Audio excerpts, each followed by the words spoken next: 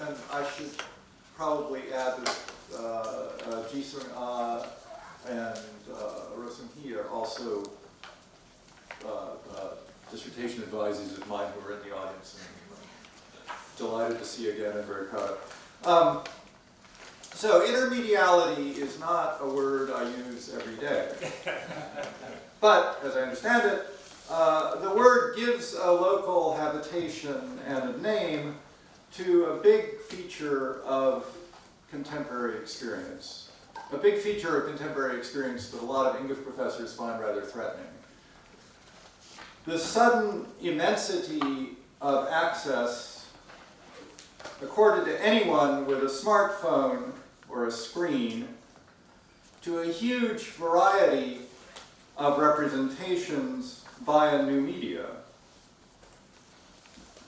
And intermediality refers to the likelihood that even newer media will yield much more immersive access through virtual reality and augmented reality very soon.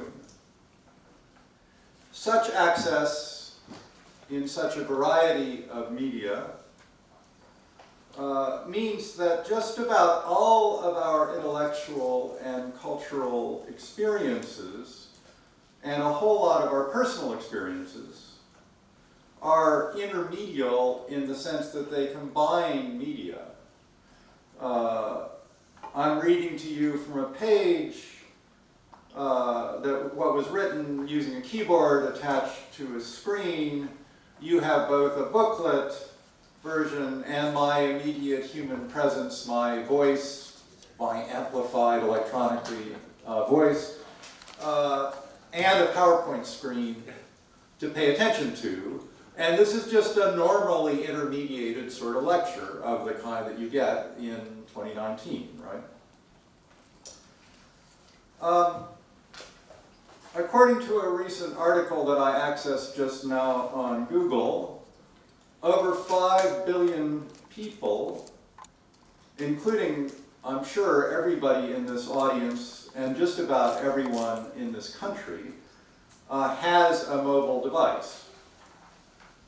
And over half those mobile devices are smartphones. Google, now worth more than the 100 richest universities on the planet put together, did not exist when I became 45 years old. Smartphones did not exist when I became 54 years old. So a question for me, and I'm sure for many of you, is should this sudden rush of intermediality make me feel old or make me feel young?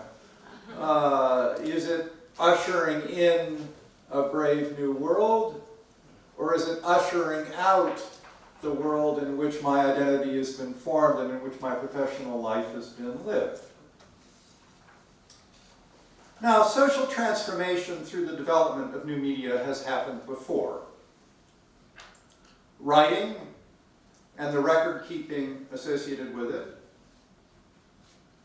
print and the rapid dissemination of new ideas associated with it, telecommunications and the instant contact over long distances associated with them, film, television, and video, we're familiar with the idea that all of these bring about social change and that the pace of change keeps accelerating. The distance between cultures seems to diminish. The self-sufficiency of particular language groups erodes. And the icons of one place, Shakespeare, K-pop, show up as forces in another. Now, many kinds of intermediation intervene between Shakespeare and us. The transformation from theater manuscripts in various forms, what you've got up there illegibly is hand D from Sir Thomas More, which is the example we have, we think, of Shakespeare's manuscript handwriting. The transformation from theater manuscripts in various forms to early modern print during and just after Shakespeare's lifetime made him available to readers as well as auditors. And moreover, the long tradition of editing in Shakespeare's case entirely or just about entirely based on early print rather than manuscript, has very substantially altered what a print version in English of a Shakespeare play looks like, and what kinds of reading behavior it encourages. And here I'm showing you the yellowed, acid-laden page of the David Bevington Hamlet that I happen to have brought with me on the plane. And you can see that the same section of Hamlet is pretty different in a representative modern student text with a lot of annotations and glosses and different kinds of helping features. Editing has become closely allied with teaching. Both involve synthesis, emendation, annotation, dating, biographical commentary, historical contextualization, and interpretation invoking a variety of understandings of textuality, of psyche, of language, discourse, and society. Professional criticism for a community of scholars such as ours offers an extension of this set of reading practices encouraged by modern textual versions of Shakespeare. Translation and adaptation into other language traditions and other theater traditions constitute another huge area of intermediality for early modern play texts, especially Shakespeare. I've been interested to find out a little bit about Montaigne's presence in Korean, which is obviously of interest to me because I'm going to be talking a lot about Montaigne, from an article by Sun Jiu Kyung and Lee Sun Hee in the Oxford Handbook of Montaigne. Moreover, Shakespeare production and adaptation in new media, film, television, video games, actually move from one medium to another in almost as radical a way, although not really quite as radical a way, as the initial transmediation from speeches in the mouths of human actors to words on the printed page that occurred either in Shakespeare's lifetime or in the first folio 7 years after his death. That was the big transmediation, and that's why we can all still encounter Shakespeare today in a way that he himself seems to have been relatively indifferent to or even possibly skeptical about. It's not clear what his relation to the publication of his plays was. Now, almost all of these modes of intermediality involve bringing Shakespeare into a zone that will be efficacious, that will be effective for modern persons in diverse cultural situations who read or see or click on it. I say efficacious rather than comfortable because sometimes the adaptations choose to confront people with something that will disturb them, though more often I think they seek to accommodate themselves to what people will be relatively comfortable with. What I'll be discussing today is how we adapt Shakespeare for our own times, not only by modernizing him through forms of intermedial intervention, print, annotation, translation, internet resource, etc., but also by writing and rewriting intellectual history in order to associate him with thinkers who fit modern general attitudes and judgments. And one of the most important of these, and one I've been working on with respect to Shakespeare for a while, is the French essayist Michel de Montaigne. Now, I am, of course, like a lot of the speakers today, if I can judge from their titles, building a slightly insecure bridge between my own intellectual hobby horses and the official topic of this conference. And that's another kind of intermediality, right? It's a kind of intermediality between private, more or less free exploration and focused public exchange of ideas, which almost all of us undertake in our teaching and our publications and our writing. It's as old as time, but it's brought into a new kind of focus by our own screen-heavy, crowdsourcing culture.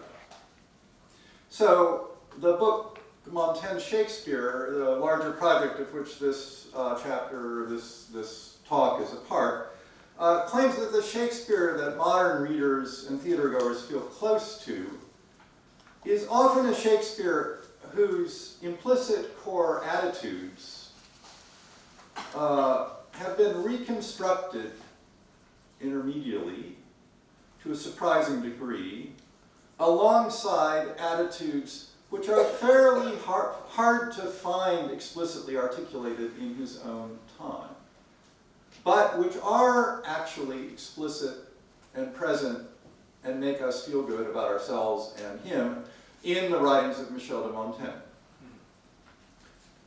To confirm the plausibility of a Shakespeare who is rather like many of his modern readers, that is, a Shakespeare who is proto-modern, proto-liberal, eager to give voice to the other, anti-dogmatic, skeptical about knowledge and authority, exploratory about sexuality and gender, committed to exposing the horrors of human cruelty, whether it's familial or erotic or religious or political. We need to find others in Shakespeare's time who articulate that constellation of mental positions. We should be able to do this, given that we scholars often call Shakespeare's time early modernity, and these are modern attitudes. But attempts to locate other early moderns who actually say the things that we would like Shakespeare's plays to be implying or representing in the odd dialogic way that you could say a play represents ideas, those explorations end with surprising frequency in extensive citations of Montaigne. It's not as if all Shakespeareans spend a lot of time talking about what Shakespeare actually believed. In some ways that seems like a dead end or self-defeating task. But lots of people actually are interested in that question in their secret hearts. And Montaigne is a very, very commonly used resource by people who are trying to make generalizations of this kind. However, despite fine modern translations into English of Montaigne by Donald Frame and more recently by M.A. Screech, and despite the recent success of Sarah Bakewell's excellent How to Live, A Life of Montaigne in One Question and 20 Attempts at an Answer, most English-speaking readers do not know Montaigne well. And judging from the article I cited, most Korean readers probably know Montaigne less well because there aren't a lot of editions and a lot of attention to Montaigne in the Korean intellectual tradition. Nor have most Shakespeare scholars pinpointed the ways Montaigne serves them in appropriating Shakespeare for contemporary socio-political ends. Some have noticed ways that Shakespeare, if he responds to Montaigne, appears to do so in partial dissent from precisely those aspects of Montaigne that most appeal to modern readers. But very few have explored how this dissent casts light on why they are comparing Montaigne to Shakespeare in the first place. Now, Montaigne's essays circulated in London in both French and English in the late 1590s. I don't know how much you know about Montaigne's publication history, but the first 2 volumes of the essays are first published in 1580.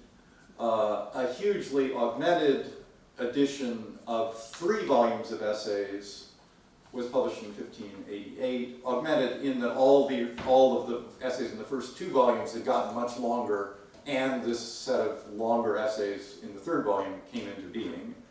And then in 1595, after Montaigne's death, yet another augmented edition that appears to represent Montaigne's own scribblings all over the 1588 edition was published by Marie de Gournay, his sort of quasi-adopted intellectual daughter, and that has become the basis of most modern editions of Montaigne in ways that are too complicated for me to go into here. John Florio worked on a complete translation starting sometime in the 1590s. The essays were entered in the Stationer's Register in 1600, and there we go. And eventually published in 1603. 2 excellent recent books, William Hamlin's Montaigne's English Journey and Warren Boucher's The School of Montaigne in Early Modern Europe, have improved our understanding of how Montaigne was received, mostly but not entirely via Florio, in 16th and 17th century England. While we cannot be sure when Shakespeare began reading Montaigne, almost certainly by the time of King Lear, certainly by the time of The Winter's Tale and The Tempest, possibly as early as the writing of As You Like It and Hamlet, we can learn a good deal about Shakespeare's relations to the modern by thinking about plays where he might be responding to particularly striking proto-modern features of Montaigne's essays. Thus, one might imagine Shakespeare feeling a kinship or validation in Montaigne's approach to questions concerning prescriptive morality, telling people how to live their lives.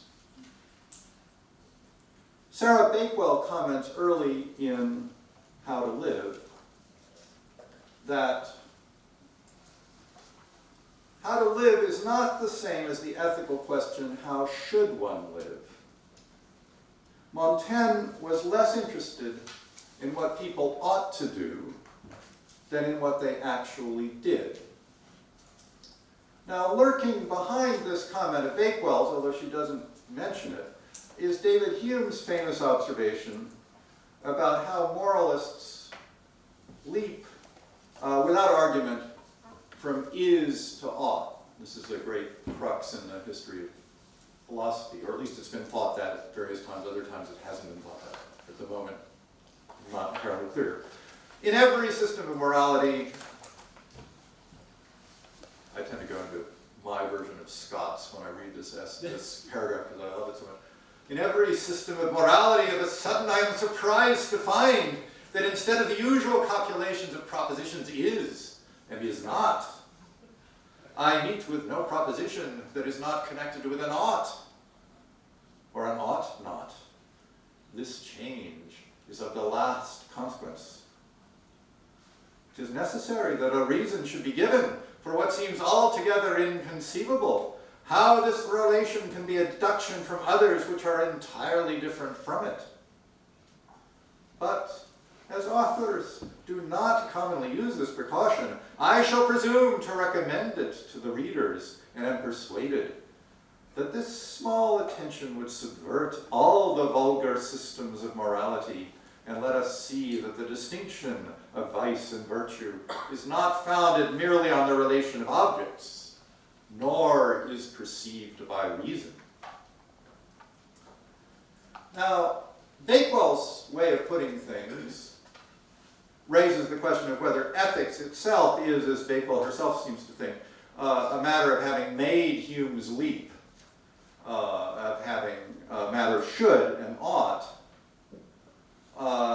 And of philosophers feel as if ethics actually is the description of the way things basically are, and morality is the attempt to create systems of ises and oughts. I don't want to go into that. Something Bernard Williams has written very well about. Bakewell calls ethics what I would call morality, but I think she's generally right about this aspect of Montaigne.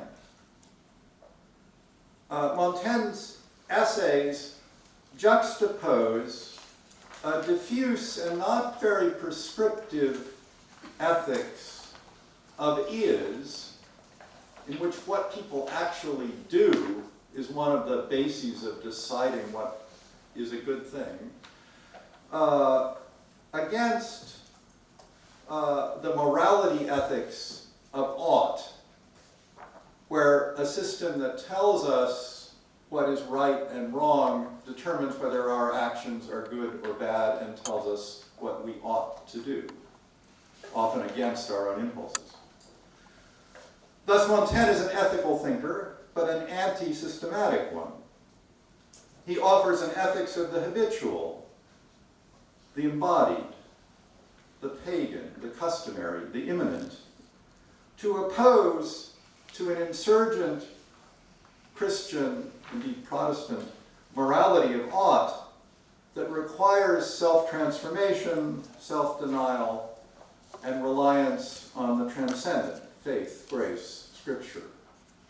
The ethics forced on Europe by Luther and Calvin during Montaigne's lifetime, and then forced on Catholic Europe by the much more prescriptive ethics of the Counter-Reformation late in Montaigne's lifetime and later, after the Council of Trent. The intermediality of reformers like Luther and Calvin was highly prescriptive, subordinating the traditions of human practices to what they saw as the unquestionable authority of God delivered by a sacred book. Montaigne, a Catholic, and apparently a fairly devout Catholic in his own way, with Jewish ancestors and 3 Protestant siblings, lived during the French Civil Wars, the Wars of the Reformation. Disputes about liturgy and theology, about beliefs that eventuate in systematic oughts for adherents, were pursued with fire and blood and torture all around him. He himself barely escaped violent death on several occasions related to this dogmatic conflict. As Montaigne often remarks, dogmatism in these particular cases went hand in hand with human greed, opportunism, and bloody-mindedness.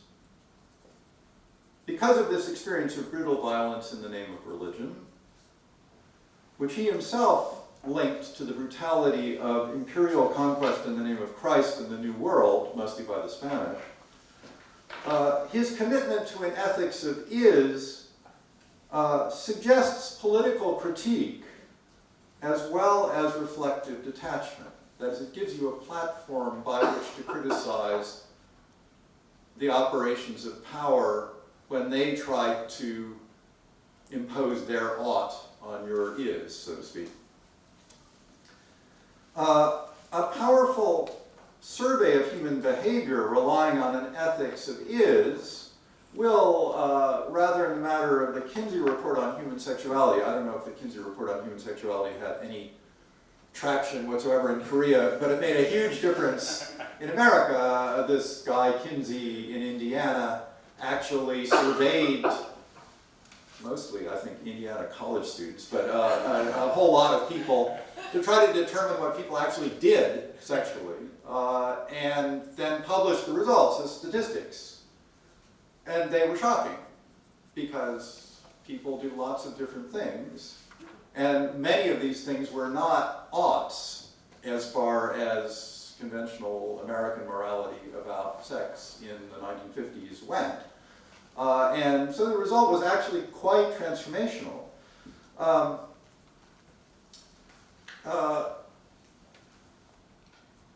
So this kind of treatment of human behavior, which Montaigne also undertakes, not scientifically in the way the Kinseys did, but nonetheless very in a very wide-ranging way, It will suggest that the natural or the normal can best be approached by looking at what people actually do, rather than on a strong sense of what they ought or ought not to do.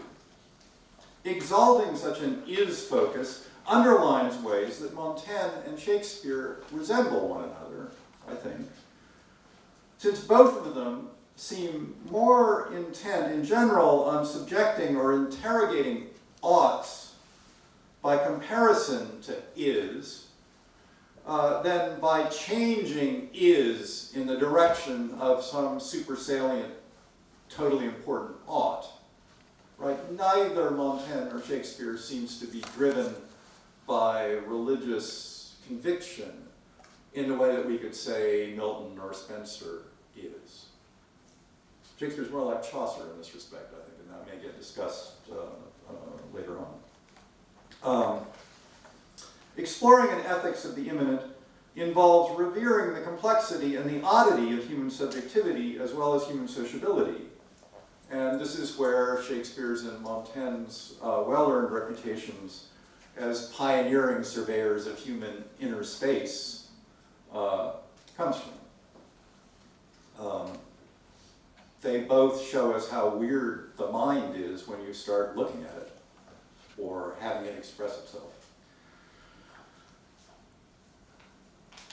My argument in general, however, emphasizes ways in which Shakespeare and Montaigne differ as much as ways in which they resemble each other. To lay out is what I see as the general stakes for students of Shakespeare in Montaigne-Shakespeare comparisons.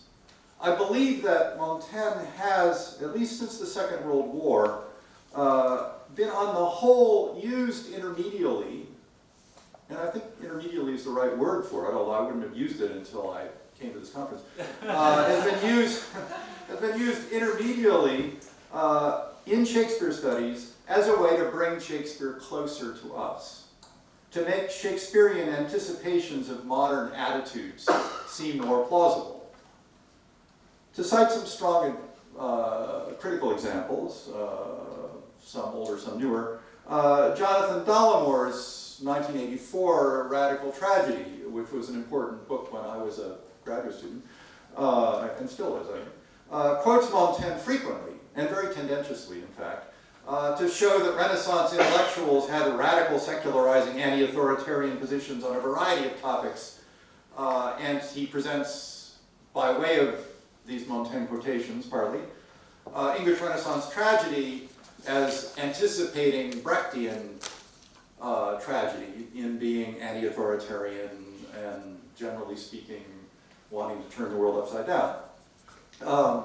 Hugh Grady's 2003 Shakespeare, Machiavelli, and Montaigne mobilizes Montaigne, in Grady's words, as a Renaissance Habermas to set against Machiavelli, a Renaissance Foucault, committed to structural determination, so that Montaigne illustrates an early modern resource of philosophic subjectivity speaking back to power, and then Grady sees Shakespeare as like Montaigne in this. Peter Holbrook's 2010 Shakespeare's Individualism uses Montaigne powerfully in a very similar way. Stephen Greenblatt's prize-winning 2011 bestseller, The Swerve, also uses Montaigne as an a vital intermedial bridge between Lucretius and Shakespeare. In fact, I mean, it's weird, you know, you're reading along about Lucretius, it's all very interesting, and suddenly it all applies to Shakespeare, and the only bridge is Montaigne. And the presumption that Shakespeare read the essays and noticed that, you know, about a sixth of Lucretius's De Rerum is actually translated in Florio. All these critics use Montaigne as a champion in discrediting oughts by reference to ises, and all imagine a Shakespeare similarly inclined who recognizes Montaigne as a fellow, as a partner in this enterprise.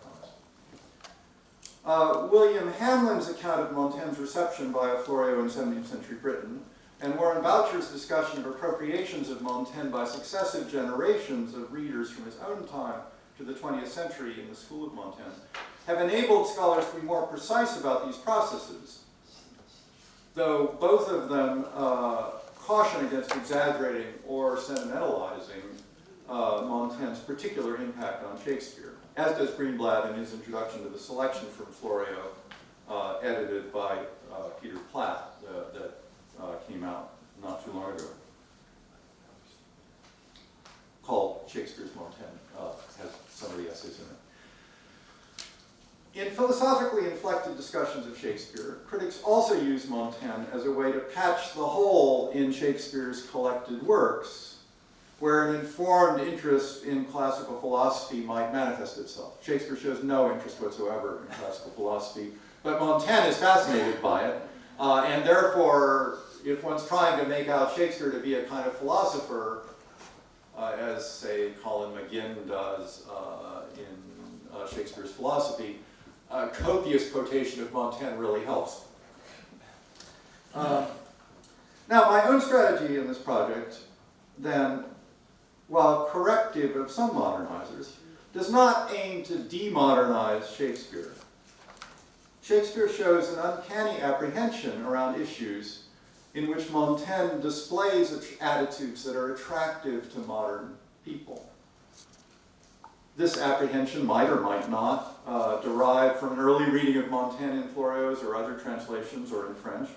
It might also derive from the non-prescriptive tendencies, the is rather than ought orientations, of writing for a public theater under orders, often evaded but rarely ignored, to avoid religious and political tendentiousness, right? I mean, the theater itself is a kind of a laboratory for the investigation of the is, but Shakespeare, much more than most of his contemporaries, more than Marlowe, much more than Johnson, more even than Middleton, I think, seems open to letting his plays go in a variety of different directions, rather than having his thumb on the scale distinguishing right from wrong. And he doesn't write prefaces telling you how to do that either, the way Johnson does.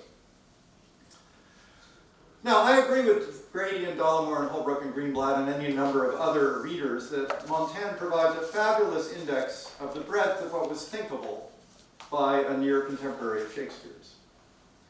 But when we find Shakespeare treating issues on which Montaigne presents a somewhat distinctive position that anticipates common modern progressive ethical attitudes, I think Shakespeare displays fascinating resistance to what I find so congenial, what I and others find so congenial in Montaigne. Thus, I'm arguing, intermedial use of Montaigne in making Shakespeare modern has to be undertaken with care. To treat two related topics quickly, Montaigne pioneers modern left liberal ethical stances toward ethnocentrism and toward shame. Montaigne presents anti-ethnocentrism, curiosity about other cultures, active imaginative identification with their views, dismay at attempts to subjugate or erase their differences, dislike of narrow-mindedness, insularity, and arrogance as manifested by members of his own culture. He treats being against this both as an ethical good and as a contribution to pleasure in living. Of the cannibals and of coaches offer well-known examples. In these essays and many others, Montaigne pioneers the way 21st century anti-ethnocentric attitudes arise in horrified reaction to both 20th and 21st century genocides. Montaigne does not, I should add, see anti-ethnocentrism as a tenable intellectual foundation in itself. That is, Montaigne believes that everybody is grounded in their own ethnos. He just wants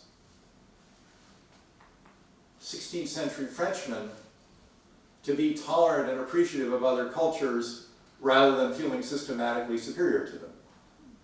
In this, on the whole, in my experience of Frenchmen, he has failed. But nonetheless, this is what Montaigne clearly wants. He's a rooted cosmopolitan. But he exalts the aspects of his own culture that make learning from the other a goal, and he eloquently deplores those aspects of his culture that make silencing or enslaving or deracinating the other a program. And of course, there were lots of such things going on in the 16th century at the dawn of European colonialism. Montaigne thus anticipates, perhaps not consistently but strikingly, a number of modern or postmodern ethical attitudes that go along with anti-ethnocentrism, anti-dogmatism, categorical opposition to cruelty, distaste for an amusement at sexual repression, and above all, adherence to the idea that many different kinds of lives should be livable in a state of self-approval. This strikes me as the center of Montaigne's message. All of these, especially the last three, are related to Montaigne's generally liberatory attitude toward individual shame. Montaigne thinks much personal shame, especially sexual and status shame. And if you think of things that make you ashamed, a lot of them have to do with sex and status, particularly if you extend the idea of sexual shame and status shame to being uncomfortable with the way you look in the mirror or whatever. Montaigne thinks that much personal shame, especially sexual and status shame, is unnecessary, and that much shaming of others is cruel. If the is of sexual pleasure could replace the many oughts that haunt it, Montaigne suggests, we would all be better off. As Anne Hartle puts it, Montaigne, quote, makes his mind ashamed of itself for its attempt to be divine, and by bringing the body and its everyday needs into the public, he overcomes the shame of the human. The idea that living an embodied life, having an operative gastrointestinal tract, all that kind of stuff, is something that should make us ashamed to be embodied. Montaigne thinks that's ridiculous, and he illustrates that he does not feel shame about it. Like later anti-ethnocentrists, Montaigne mobilizes a kind of shame against bad forms of ethnocentrism, often by looking at things from the other's viewpoint. Montaigne then pioneers casting off personal shame and taking on collective shame. In particular, he shames the cruelty enabled by categorical contempt based on ethnic or religious difference. Judith Shklar famously, a long time ago, commented that he innovated in putting cruelty first among vices, and there are well-known examples of the cannibals and of coaches. Stupid categorical contempt among his fellow Europeans or fellow gentlepersons. I mean, Montaigne was an aristocrat or a quasi-aristocrat, and that mattered a lot to him, but at the same time he was quite critical of the way aristocrats behaved toward and thought about peasants and working people. This is a major stupid categorical contempt also among fellow Christians or fellow Catholics. These are all major targets for Montaigne. He tries to make Europeans ashamed of contempt.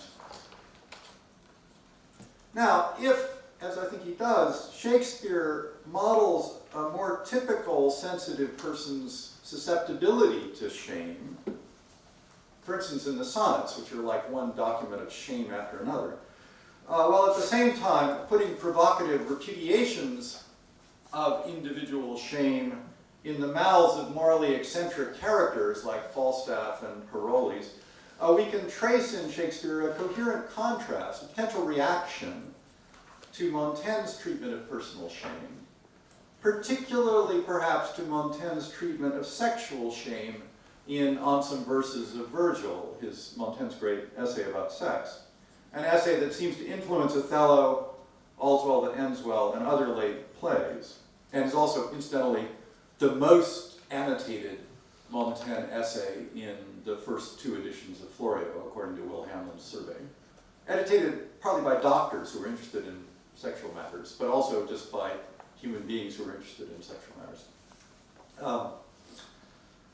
Given that Shakespeare marks the difficulties and dangers of intercultural communication throughout his career in such plays as Titus Andronicus, The Merchant of Venice, Othello, and The Tempest, plays which highlight the dangers rather and the difficulties at least as much as the pleasures of intercultural communication and intercourse, we can see Shakespeare differing substantially from Montaigne over the anti-ethnocentric ethical stance Montaigne presents so richly throughout his work, and specifically in Of the Cannibals, to cite an essay that we know Shakespeare did read, and he quotes it in The Tempest. Highlighting shame and ethnocentrism not only brings out interesting contrastive features of these important writers, it also brings out the potential contemporary utility of their works, and maybe even the contemporary utility of undertaking this kind of discussion of them. And here I'm speaking about English-speaking culture. Perhaps you can enlighten me in the question period about whether my remarks apply at all to Korean culture. Shaming others as either ethnocentric or as anti-ethnocentric is a dismaying feature of right-left disagreement in contemporary public life in America and Britain and all of Europe, as far as I can tell.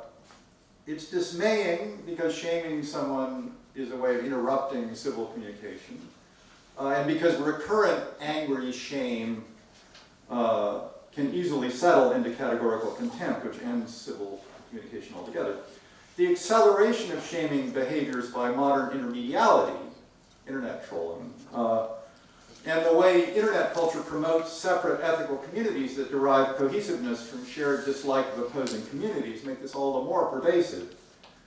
Modern conservatives see anti-ethnocentrism on the part of their liberal opponents as a sentimental betrayal of one's own culture on behalf of other cultures one cannot possibly know very well.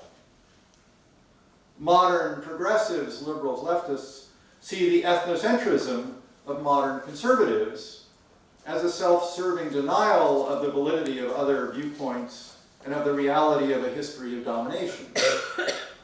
And this significant cultural divide involves shame, the cultivation of certain kinds of shame, and the repudiation of others. Both sides of this right-left divide see their opponents as wrong in their views of is, and either consequently or causally, very wrong in their constellation of oughts. In a more general way, however, there are commonalities between left and right here. Each sees the other as shameless on matters where shame is appropriate.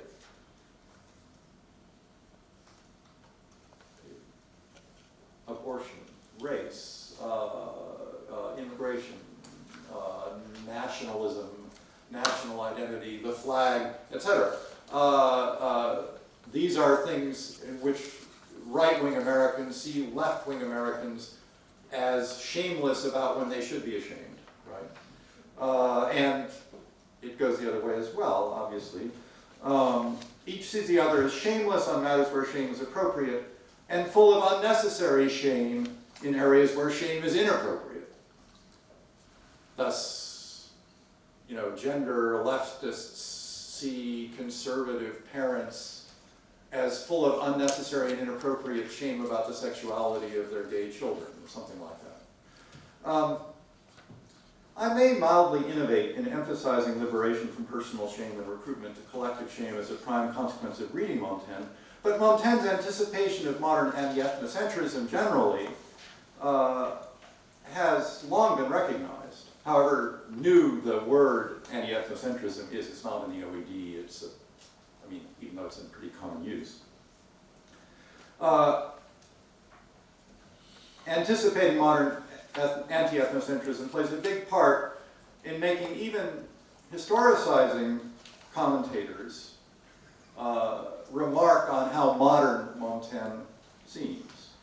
M.A. Screech, at the beginning of Montaigne and Melancholy, a book that in general situates Montaigne firmly in the history of Renaissance medicine, comments that Montaigne stands astride the gap separating Rabelais and Shakespeare. But while Rabelais and Shakespeare partly share a common view of the universe, now long discarded, Montaigne seems to inhabit a world whose intellectual assumptions are very close to our own.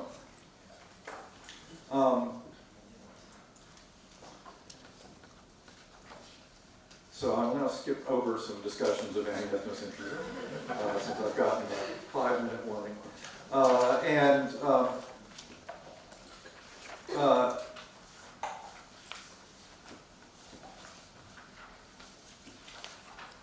Skip ahead to commentary on Montaigne's celebrations of difference. Stravinsky remarks that Montaigne combines sympathy with a willingness to reverse the patterns of subordination that mark out objects suitable for sympathy. Montaigne does not stop simply at feeling compassion. He is prepared to recognize the moral and intellectual superiority of the alleged inferiors. And Hugo Friedrich makes a similar claim.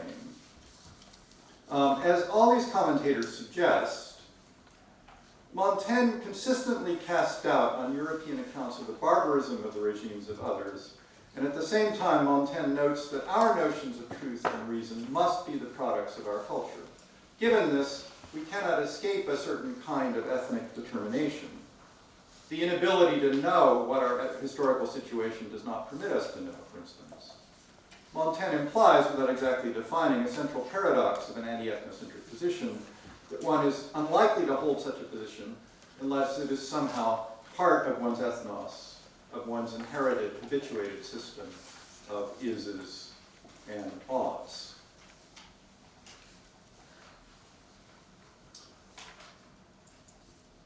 And there are strong examples of this from The Tempest, and this is a quotation that illustrates that. As Montaigne shows, then, the New World natives, whose wars and cannibal customs have not yet been discussed in the essay of the cannibals when he gives this passage about how unhappy he is that Plato didn't get a chance to talk with the cannibals.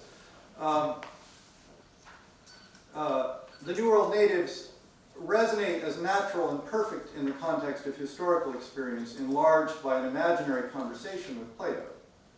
History and philosophy, as well as encounters with the other, allow one to get beyond the confines of one's own limiting customs and ideas.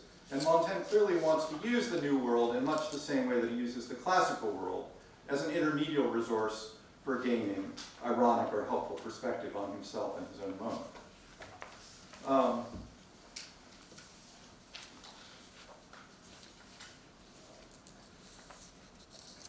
In the brilliant ending of the essay of the cannibals,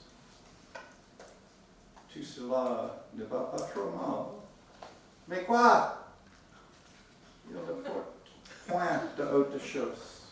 All this is not so bad, but what's the use? They don't wear pants, right? They wear no trousers. Montaigne concedes with ironic flippancy that French ethnocentricity will doubtless govern the reception of his essay, whatever he himself says or intends, and that has happened. So Montaigne's ways of handling shame and ethnocentricity have real traction in our own time. And if we find Shakespeare somehow responding to them, we may be glimpsing how Shakespeare might feel about us.